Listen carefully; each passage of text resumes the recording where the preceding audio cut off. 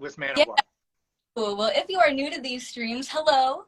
Michael was actually my very first guest, and we are going to be chatting up the Jared Dines Shred collab, which you are appearing on, which is super exciting.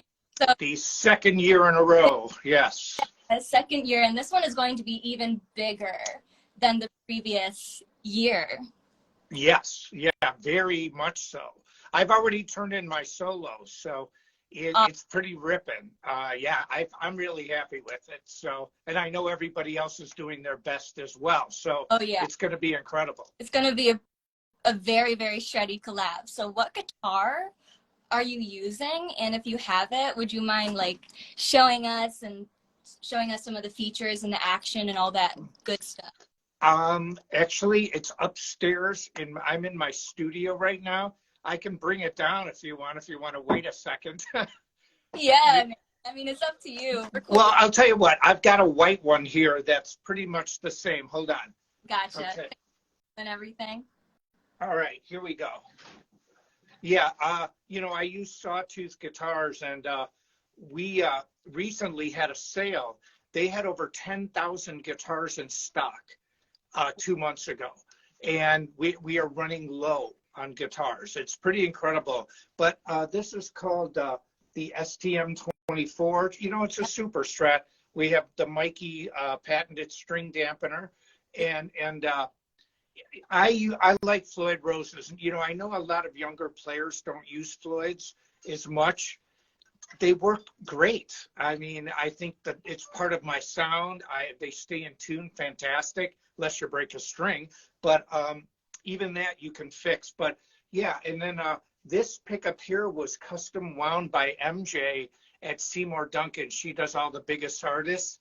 It is 24K. It's double the output of a normal hot pickup. And I just, Sawtooth makes great guitars. So what I use is a red relic called the Primal Red. It's really beautiful. It's upstairs with my collection, but it's really this guitar, just a different kind of finish. Nice. Yeah, that guitar is epic, and I love how you have your own like customized pickup, which that'll be awesome. Yeah.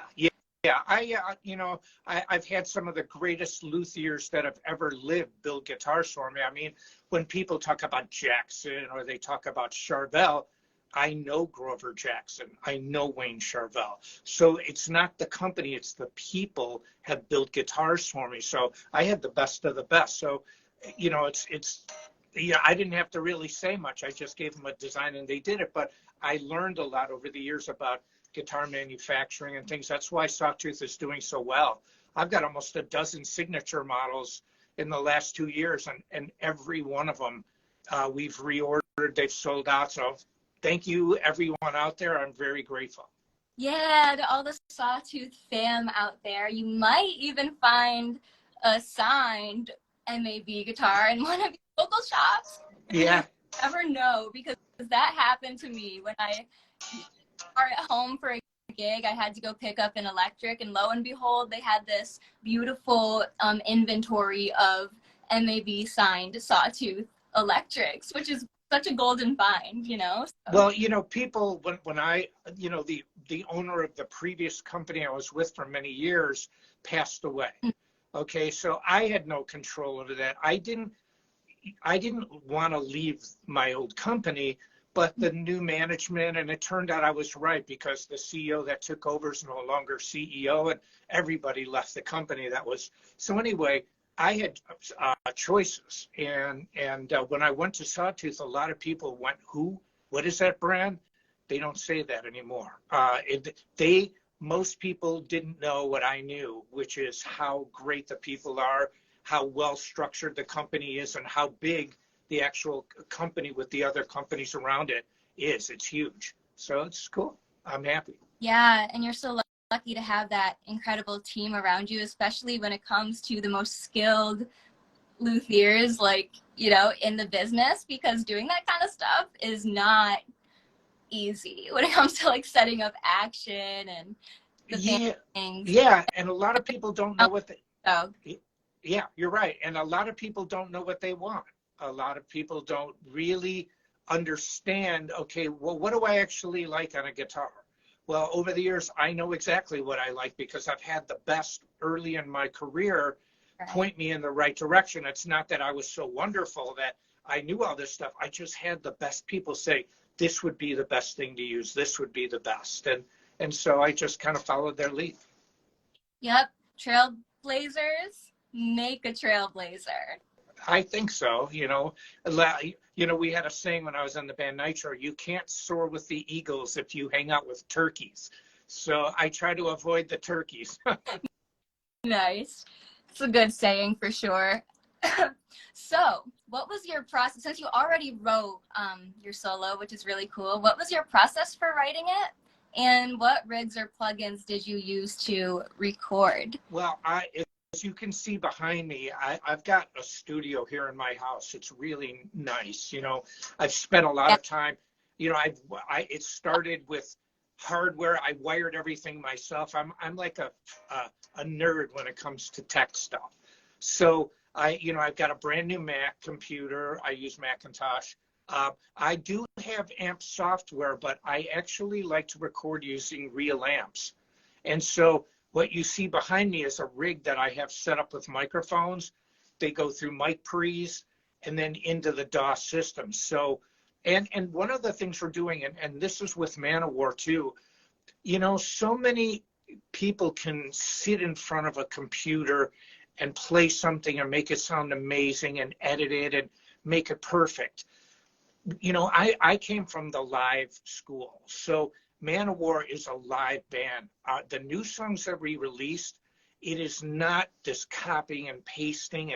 It's live playing in the studio. And I have been doing a lot of that. So what I did on the Jared Dines video, see, last year I did my double guitar and I thought it was amazing. But all these, yeah, and you know, nobody comments, oh God, he's playing left-handed fast, you know, because I wasn't flipping it around. I was being more technical with it rather than being showy like I would do live and technical. And so this year I said, all right, if the game is sitting in front of the computer and ripping instead of standing up and doing it like in concert, which I did last year, I sat down and I played my ultimate shred riffs. And it's really fast and it's really clean, you know, and I like to think I have my own sound. You know, everybody wants to think that, but it sounds like me. It's a really good version of me. And then, you know, and then Jared, last year, I can't remember, I think the BPM was 200, which isn't a big deal for me. But this year it was 175, which for me, that's not even getting into the shred zone. And I know for a lot of other fast guitars, but it allowed me to not think about the BPMs. I just tore it up. It didn't, I just started and ended, and in between whatever tempo I wanted to play, I played. And it worked out really good. Yeah, so it's going to be like the classic M.A.C.E shred, but it might be even more unique than last time because I hear that he is allowing people to create their own backing track. Yes. That is going to be unlike the others, I believe. Don't quote me on that. Well, but I believe it's different. Last year, I did hear people modify the tracks. And see, I didn't. Now, I don't know how much they did modify them, but I modified my track a little bit this year. I didn't re-record it, but it was a little too busy. So what I did is I created some breaks. So it's like instead of going do do do do do do do, it would be dun dun. You know, it's rest. So it allowed the shred to come through. Yeah, gotta allow that shred to come through, yo. Yes. Okay. Let's say, you guys, these shred showcases for the JD Shred collab are a bit shorter than my usual interviews. They go on maybe 15 to 25 minutes at most. However, we do take some fan questions if you want to take them or put some in the questions tab. I do see one from my good friend Steve Brown at Subcat Studios here in New York. He says, what mic do you like to use on your guitar when you're recording? There are two mics. An SM57 and a Sennheiser 421. Those are the two, in my opinion, the best mics. And then now with Man-O-War, they have, I'm not exaggerating when I say this, the most state-of-the-art, greatest studio almost on the entire planet. You have not ever, each set of speakers is over $8,000 a piece. Oh my God. I mean, this is such an incredible setup. And then Joey custom makes gear. So he's got, I'm not exaggerating, 100 pieces of rack equipment in the studio, but he's got like different rigs set up. So when you use the 57 and 421, see, I like software as much as anybody. I think quad core, neural DSP, and they're probably my favorite software. But I think also the realism of a mic and an amp can't be duplicated. We actually took the quad core and we sampled my live tones, and it's like 95%. It's super close, but it's still, I want that extra 5% of the live amp. But to answer the person's question, it's a 57 421. Those are 57 first before Sennheiser 421 into tube pre's into your DAW system. There you have it. It's death. Okay. It sounds great. Honestly, Steve, thank you for popping on this chat and asking this, because I honestly wouldn't have asked that or thought of it, to be honest, but I have an SM57, so that's dope. All I need is another one now. Currently working on building a home studio, but it's not easy. Right. Right. Yeah. It's like a huge investment, but for anybody out there that's trying to go that lane or trying to do that, I would encourage it, because that's like the new wave of artistry and how people are creating. Oftentimes, but there are some incredible state-of-the-art studios that are like Subcat too. Yeah. Yeah, and I mean, you could as well, which is their well, you can create major label quality music in your own home. I mean, and amp software is so good today. I mean, you can get bias effects, you can get head rush. It doesn't really matter the company. IK Multimedia, I don't want to be plugging all these companies. I don't endorse them, but I like the software. And it's just me as a pro when I'm in a studio like what Man-O-War has, or if I'm creating my own music, over the years, I've just been afforded the ability to get the kind of gear, the big time gear. So, and that's what my studio is. But yeah, when it comes to miking, all that stuff, that's what we do. That's awesome. It's just like real with your recordings, like totally real. You will not see a copy and pasted solo with M.A.C.E, I will tell you. No. Not on a shred collab. So that's just his way. You feel me?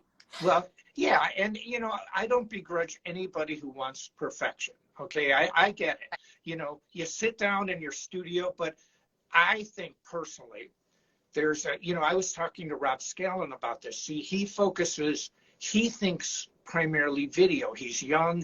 He's not thinking touring.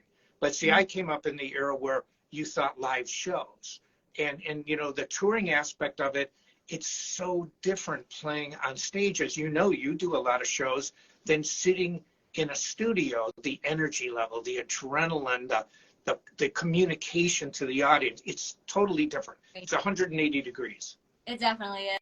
It's totally different. Like, that's why some people are strictly studio musicians and others are live musicians. Some of us are both. Right. No right or wrong with that, but it's definitely two different sides of the music world, for sure. So what can listeners expect from you after the Jared Dines Shred collab is released? Do you have any new band records coming out? Or any new solo records coming out? I know we kind of talked about this a little bit with your previous interview, but if there's been any updates, kind of fill me in a little bit. Well, Man-O-War has a big tour coming up. We're playing in Germany, Estonia, Czech Republic, Finland, Norway, Sweden. And these are big shows. So that's coming up, the Jared Dines Shred collab. I've also done another video with Rob Scallon. That will be out. That one's going to be so intense. Yo, is that just the two of you guys? Well, it's I can't divulge too much, but I'm going to just say It's outrageous. And Rob and I just hit it off. Or I don't know, it just works. And so we have another one in the works. We're going to finish it up when I get off tour. And then I also have a project, and it's kind of through Sawtooth Guitars, but it's the M.A.C.E band.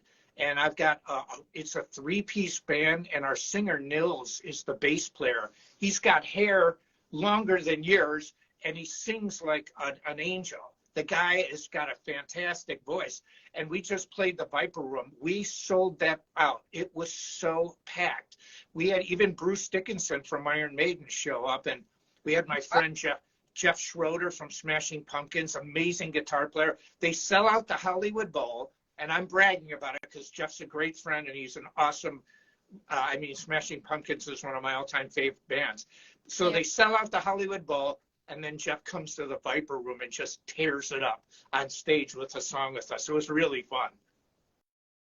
Yeah, I wish I could have been in that or at that Viper Room show because, yeah, I mean, LA is great. It's an incredible scene, and like the energy there is pretty insane. So I'm so glad that you guys packed a house and that you got such incredible musicians to be there and support. Yes. Do you have any more LA shows coming up maybe next year, or is that just gonna have to wait now that you stopped by and played one? Well, you know, I've got basically, you know, and I'm grateful. I never take it for granted. I have 2 full-time musical jobs. I work with Man-O-War, and I love it. I think Joey DeMaio he's a genius. And Man-O-Wars, they have so many fans. I mean, it's insane. And he's kept the level of the band up very high as far, the stage show is amazing.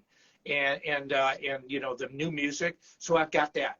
But they don't tour all the time, which then when I get back from Man-O-War, I fly to LA, and we're going to do shows again in LA and San Diego in March and part of April. Then I go to Europe, April 20th to May 20th, and I'm touring with Gus G, Andrea Martingeli, and then Rowan Robertson, who played with Dio, and we're going to do like this G4, and so I'm going to tour a month there. So that takes me into June. Then I go back with Man-O-War.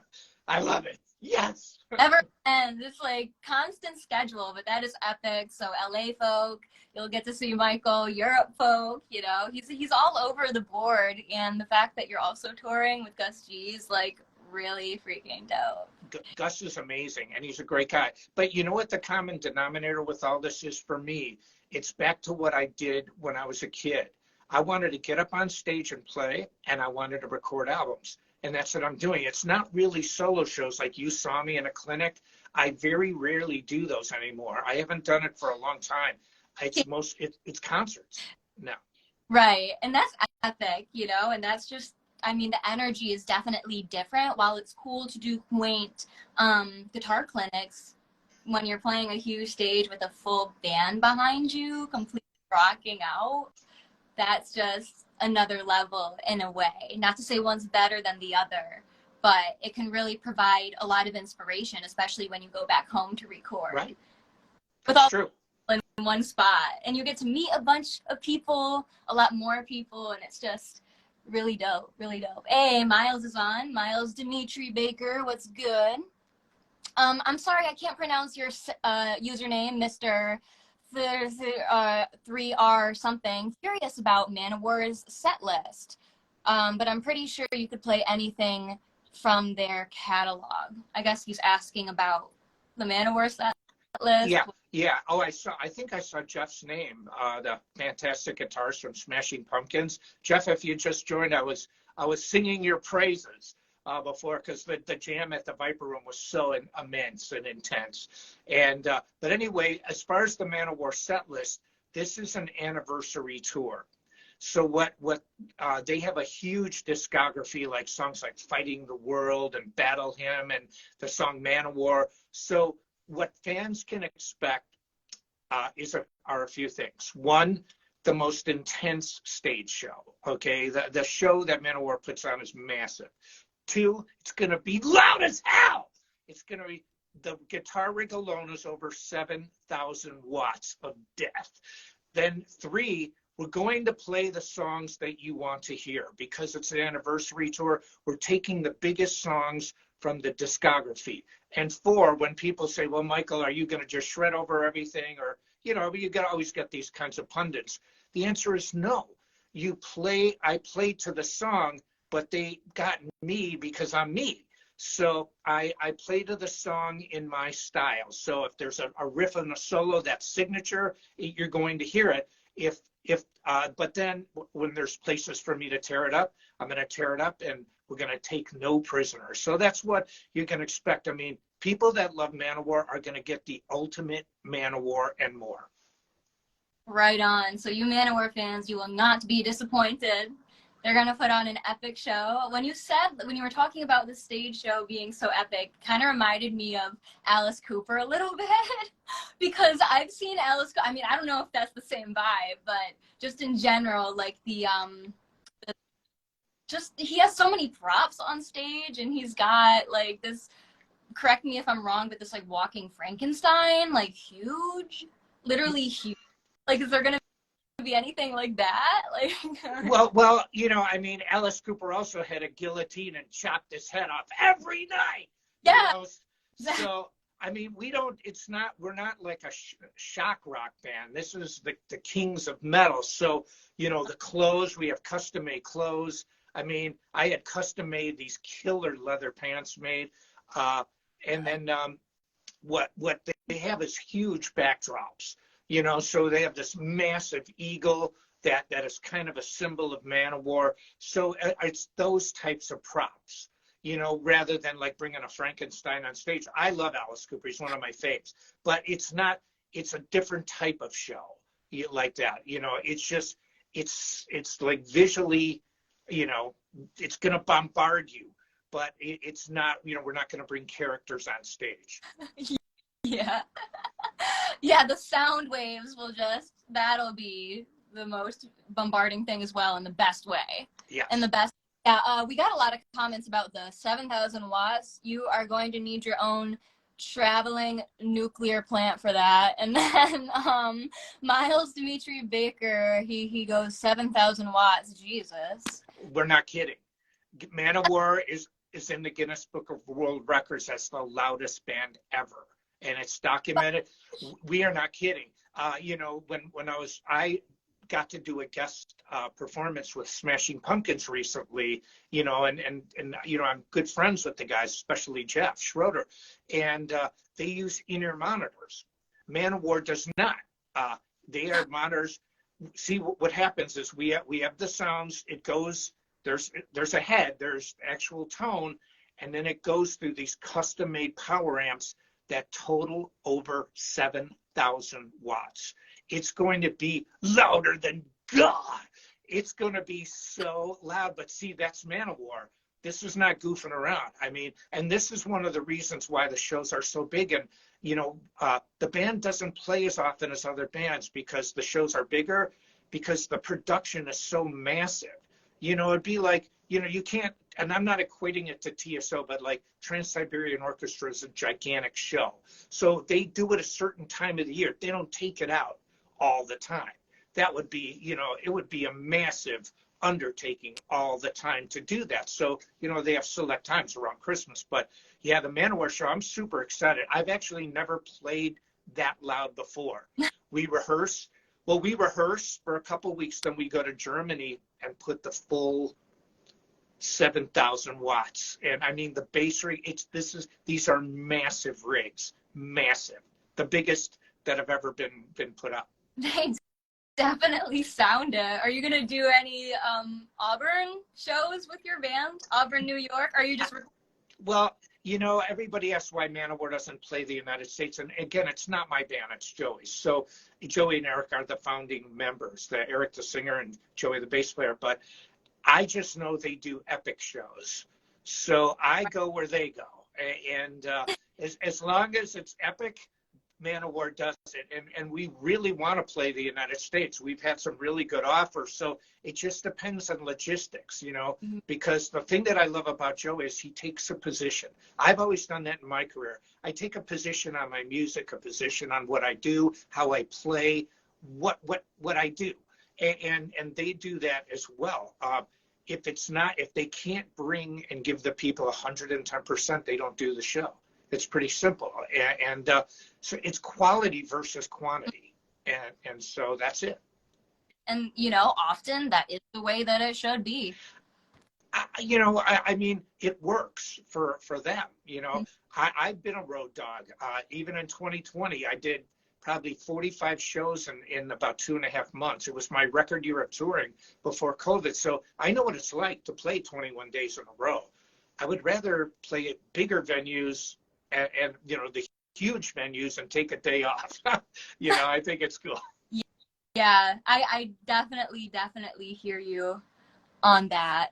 And we do have some questions in the tab, which I'm not ignoring. I do apologize. Because I know you said you only want to run it 15 or 20 minutes, but whenever we have to quit, I mean, I'm here. I'm home for the holidays. Yeah, I'm in my house, so what can I say? Yeah, we got some questions here. Let's see. Michael, if you listen to Guns N' Roses, have you found songwriting ideas while listening to them? I love Guns N' Roses, and I lived in LA before they were big. So I know what they are, a phenomenon. Their music, what a lot of people don't know is Guns N' Roses made it on their own inertia. And what I mean by that is the label actually didn't push them. Look at Welcome to the Jungle. They had big hair. They didn't understand what Guns N' Roses is. Axl's hair's a mile high, but the music was so powerful that it started to take off on its own. And then you see the real Guns N' Roses with Axl and a bandana and Slash with. But I mean, check out Welcome to the Jungle. The label had no clue who they were. They didn't even care. And the music. So do I get inspiration from that? Yeah, but not in the way you would think. It's not like I listen to the songs and go, well, I love that part, so I'm going to steal it for my song. It's not like that, but and I know Steve Adler. When I was in Nitro, Jim and I, the singer, used to hang out with Steve. But I love Guns N' Roses because I just love the grooves. Axl's voice, yow, wow, and the dancing. They just created something new and fresh, and their music made it on its own. They did not have this massive label push. I know that for a fact. I was in LA. Nobody knew who they were. The video was out. They weren't getting a push. It was just people hearing the music and going, who the heck is this band? And that's how they did it. So props to them. Definitely major props. Because now with social media, it can be a little bit easier for artists to get out of people. But at a certain point in time, it was like really, really, really, really difficult, way more difficult. So major props. And their music is very groovy, as you mentioned. Definitely the grooves. But this guy named Jerial_MateSitch, I can tell he's a huge Dave Mustaine fan because he tends to ask this quite often. Do you think there's anyone on the planet that can beat Dave Mustaine in a guitar battle? Let me rephrase that, because a guitar battle like what this person's talking about is subjective. Right. See, you know what I mean? If I play 16th notes at 300 BPM and Dave can't do it, do I win? But if he writes a riff like Symphony of Destruction and I don't write as cool of a riff, or I write one that I think is as cool, but people, well, I like Dave's better, does he win? So here's what I can say about Dave Mustaine. I've had dinner with him. I can't say we're best friends, but I know him. I've talked to him a bunch of times over the years. We've had some really cool discussions. We hung out with me, him, and Uli John Roth. Dave Mustaine is the best Dave Mustaine can be. Nobody can beat Dave Mustaine at Dave Mustaine. So, that's all I can tell you. I mean, when he sings Symphony of Destruction, who the heck has a voice like that? And who came do-dum, dum, do-dum, dum, dum, dum, dum, dum, dum. It's such a great riff. When you talk about battles, you would have to talk about, like, it's like baseball. Okay, there's a 400-foot fence. Can you hit it over the fence? Those are a foot or a touchdown or a goal. Those are tangible things. But music, a guitar battle, you'd have to set up parameters, BPMs, riffs, tone.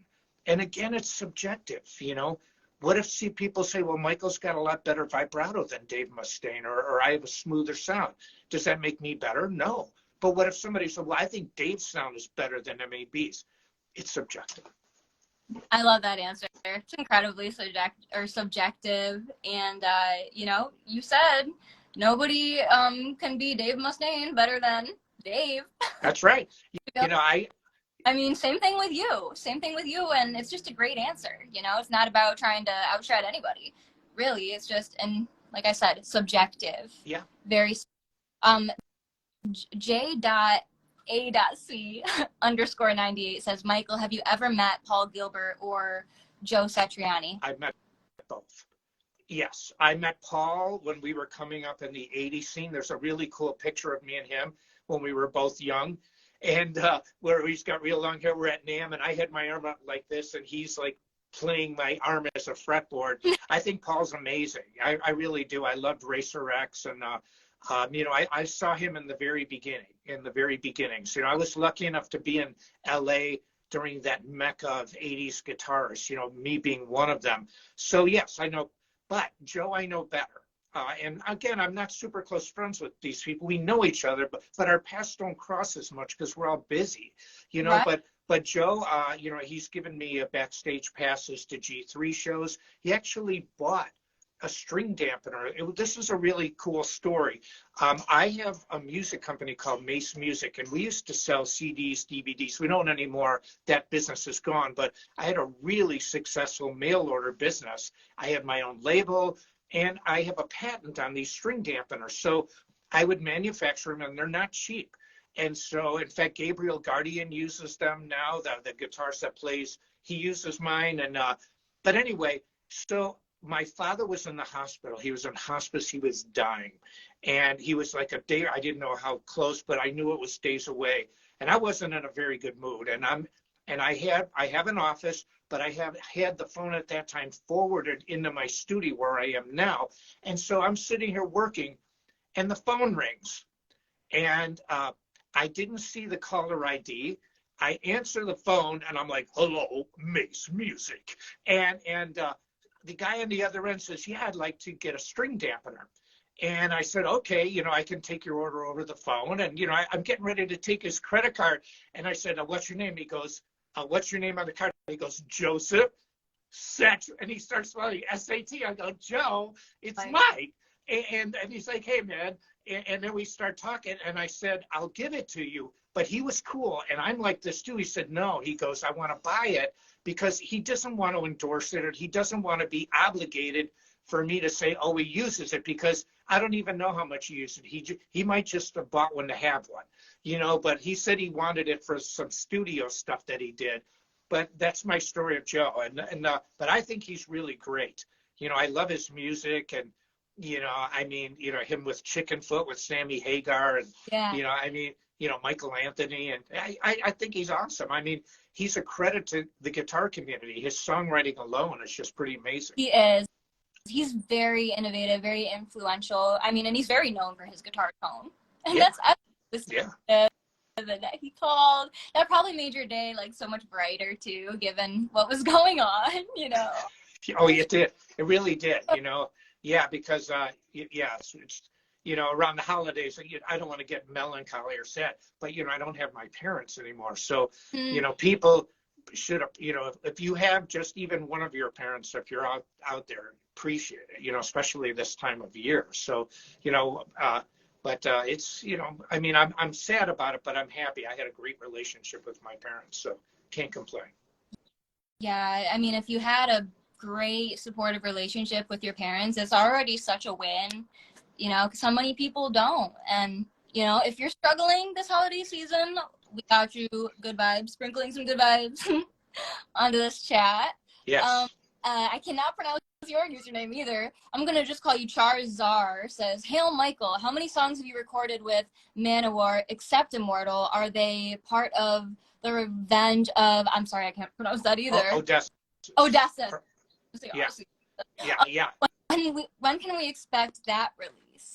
Well, I've recorded, you know, Manowars with Joey, it's, you know, they have to do a press release first. But what I can say is I've recorded enough songs, and we did something cool. We actually are going to do a remix of Immortal. And because that's before I was actually kind of in the band. So we had that's the first thing we had recorded. And now Joey's a fantastic producer. And so now he understands me. I understand what he wants. And we have a much more M.A.C.E sounding guitar sound now. So we decided to and you can do this. A lot of hip hop people do this. Immortals out there, we're remixing that and adding some new guitar parts.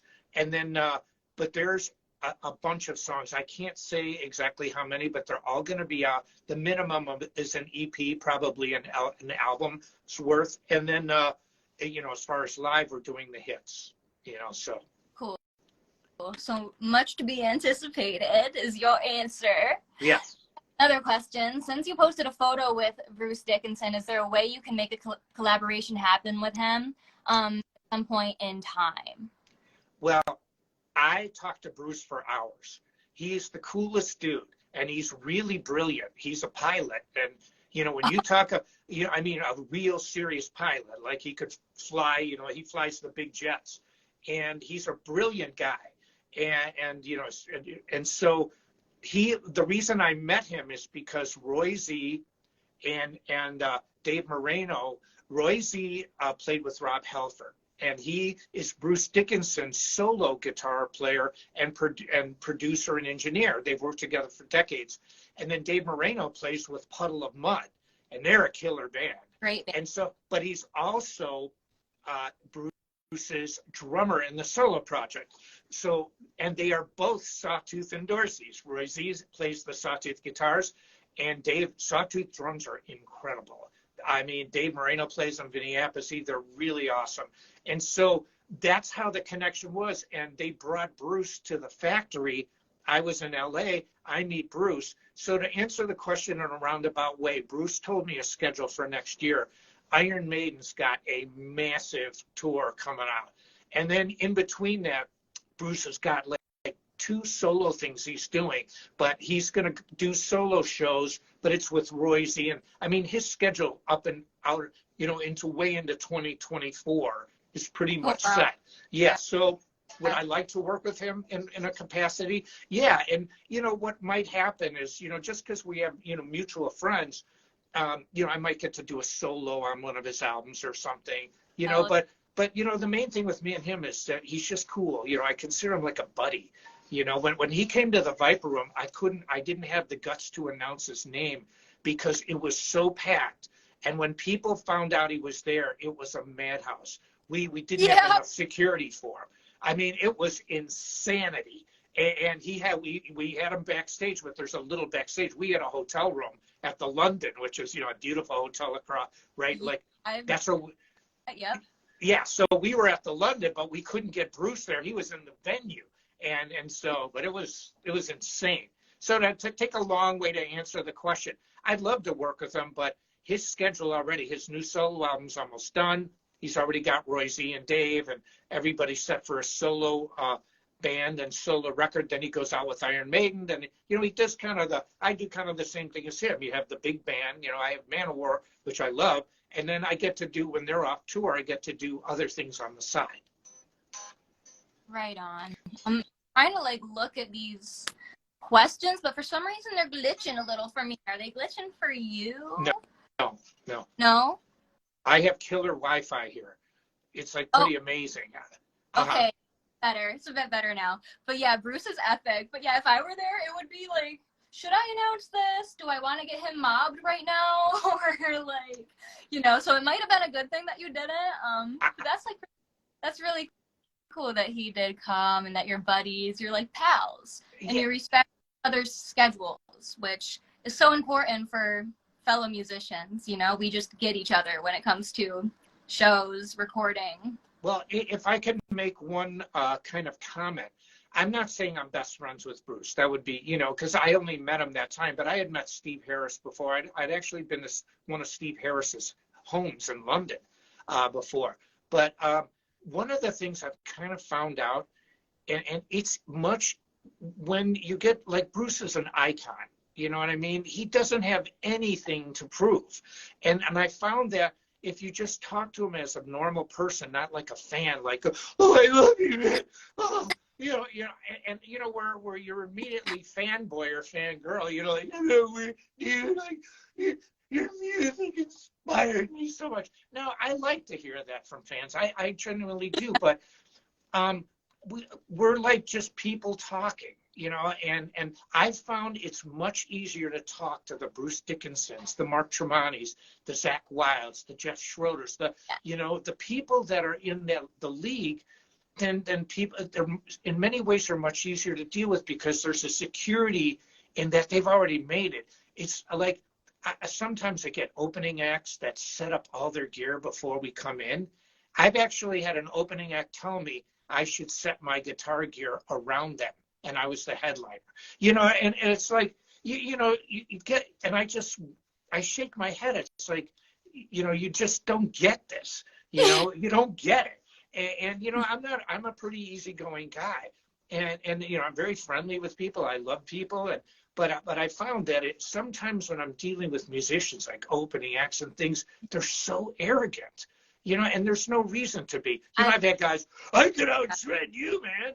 And if somebody says that to me, you know what I think? I said, you go through the battles. You go through moving to LA, starving, getting signed to a major label, touring with Aerosmith, then getting signed again in Nitro, then starting your own record company. You do this, and then you can, get in the league. You can't just say, it's like somebody saying, well, I'm better than Tom Brady, or I can sing better than Bruce Dickinson.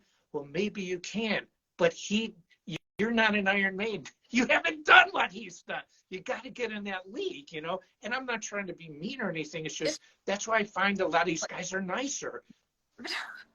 Yeah, honestly, you're not being mean. You're just pointing out what you have legitimately observed in the music scene, and that kind of attitude does exist out there. I've encountered it in LA.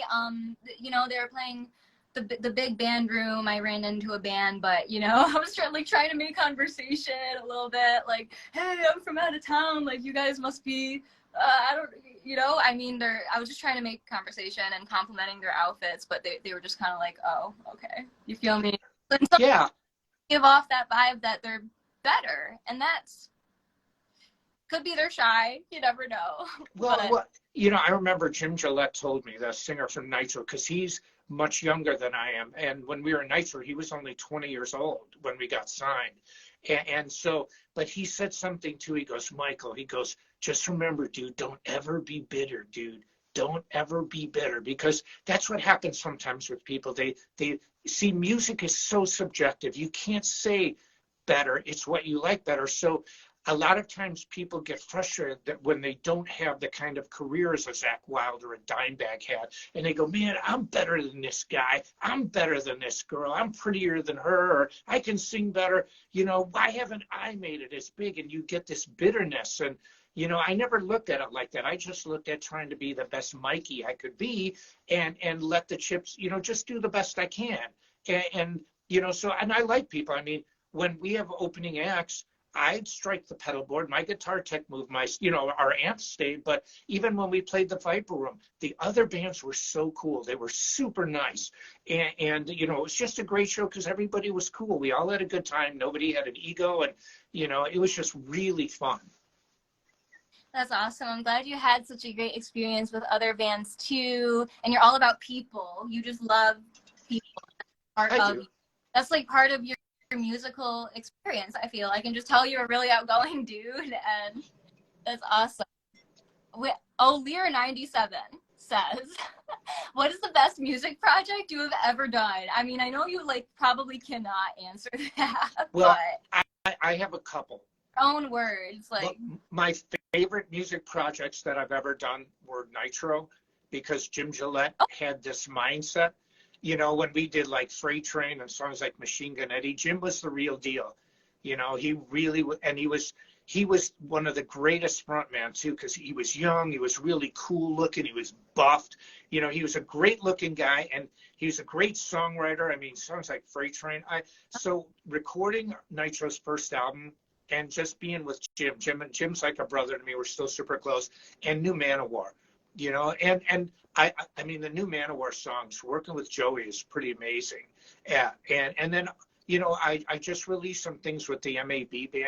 band, and it's all real stuff. There's no backing tracks. There's no click tracks. I am in a mode right now where I just want to play the way I play.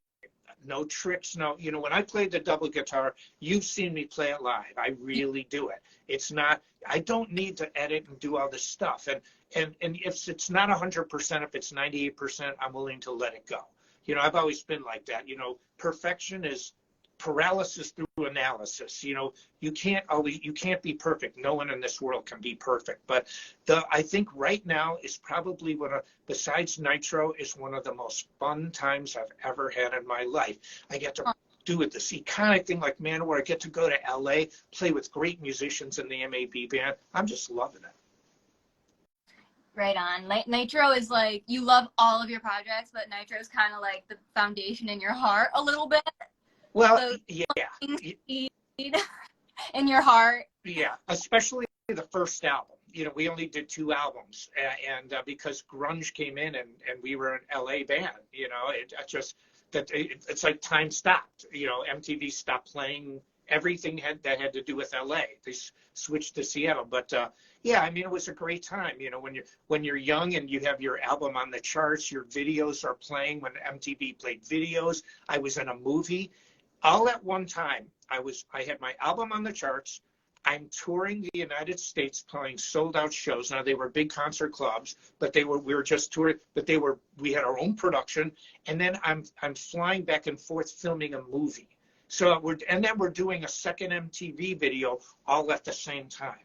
It's like, I remember looking in the mirror going, man, I am living the life. This is like, you know, it's just, and that was Nitro, you know, it was always intense, and I loved it. Very intense band, and you really were living the life, and, you know, just having a band that you really vibe with, and you're constantly putting stuff out with that big of a fan base is always something to be so incredibly proud of. And Sparsh _ totally pronounced that wrong, okay, says, what's your opinion? We can take maybe 2 more questions. Yeah, I'm going by, you know, I'm home for the holidays, so it's. Oh, yeah, I know we're both chatters, so like we could both kind of go on forever. What, in your opinion, are solos that are must-learns to improve phrasing vocabulary? That's actually a very good question from Sparsh. Thank you. Okay. Well, it depends what genre, because, you know, now, see, let me explain one thing about phrasing that will be so simple that people, it's hard to grasp. Phrasing is, you know, yes, there's feeling. Phrasing is rhythm. Okay, because if I play, let's see, hold on. If I play a major scale backwards, can you hear this? Okay, if I go, just go do do do do do do do do. Now I'm going to add rhythm. It becomes joy to the world. Dun, dun, dun, dun, dun, dun, dun, dun. I just added rhythm. Phrasing is rhythm. Okay, because if I go do do do do do do do do, but if I go do do do do do do do do do do, I've added rhythm to notes. So when you say so if you want to learn shred, I would say there's a song called Sails of Sharon by Scorpions, Uli John Roth. It's like one of the earliest ones. Man, that song's great. I would say No Boundaries, my song. It's an exercise in technique, and it's really melodic. It's shreddy. It's got all the elements. So, and it's a lot of mixed meters. There's a lot of things involved. But I think you need to work on phrasing. Just play songs, play melodies. A great melody. Dun, dun, dun, dun, dun, dun, dun. You know, like time to say goodbye. And so it's like dun. If I could go dun, dun, dun, dun, dun, is that melodic? Maybe. But if I go dun, dun, dun, dun, dun, I have added rhythm. Don't you love that song, Andrea Bocelli? Oh, God, I love Andrea Bocelli. But like time to say goodbye. Yeah. And, yeah. Yeah, it's but I can't speak Italian, even though I am Italian. Yeah, that's a throwback for me. That song is lit. You I, should do a cover of that. I love that song. I truly do. You know, you can go to Caesar's Palace and the fountains, they would play on, you know, sip a drink and watch these fountains like the water shows to time to say goodbye, you know. And then I had a friend that spoke fluent Italian, and I would speak it like the movie A Fish Called Wanda, like fettuccine monstaccioli. You know, I would sing, I would just make up these words. That's not what he's singing. And but Good. yeah, phrasing is rhythm in the simplest sense. You have notes. You can just go. That's not a phrase, but ding ding ding ding. Phrases, motives. It's rhythm. So whatever songs you can play, you know, technical levels up to you. But for shred, my song "No Boundaries" is great. It's been covered so many times. It's a great exercise in all sorts of things, all in one song. Many elements in the No Boundaries song. I remember like this. He might have been younger than 8, but this like broad on YouTube playing your song. You must have seen that. Like I've seen so many versions: keyboard, saxophone. yeah. It's really cool, especially keyboard players, because they have an easier time covering my songs a lot of times, because the way I write is different. You know, like I have a melody, but then the solo sections are kind of more freeform, like in the 70s. It's like the 70s was the year of the jam band. So I incorporate melodies and choruses and bridges and things like a normal song, but then the solo sections aren't written out. But a lot of people write out the songs, and the whole song's kind of like a shred lesson. I don't really write like that. I'm not saying one's better or worse than the other. So keyboard players have been covering a bunch of my songs, and they can just tear it up. It's really cool to watch and listen. Yeah, it's cool. I wonder if somebody could get like a keytar and like do something like that. That would be different. Yeah. Sick. I have one more question for you about the Guitarra collab that you are going to be on. So for those just tuning in, be sure to go check out the M.A.C.E solo on the Jared Dines collab coming out on Christmas. Gonna be super dope and super unique. So are there any, I mean, I'm sure there's many, but is there anybody that's also going to be on that collab that you would like to give a shout out to, or just, you know, compliment, like anything really, anything? Well, you know, I'm not 100% sure. There are so many big names. Here's what I can say. That one of the things that I love about this collab is that Jared covered all the bases. You know, you have female guitar players like Orianthi that's going to be on it, you know, and then you have the younger shredders, which is outside of me on the last shred collab. They were mostly really young players, and I was like the one classic guy. But this one, he has a lot of the greats, you know, the ones that came up in the scene in the 80s and 90s. So there's that there's the element of players that came up when I came up, the newer players, females. I think Jared's covered the gamut of this, and I like what he did with this 175 BPM, because not everybody is a speedster. You know, and so it allowed people to be expressive without having to think, you know. So it's I think this is going to be the greatest shred collab, one of them ever. You know, yeah. I love the women representation and all of that. My girl Jimena was interviewed a little bit earlier, and of course I can't forget Elizabeth Cannon as well. She's exquisite. She's got like the best shred. I don't know if you follow her, but she's got like the artsy hair, and she also screams. She does metal.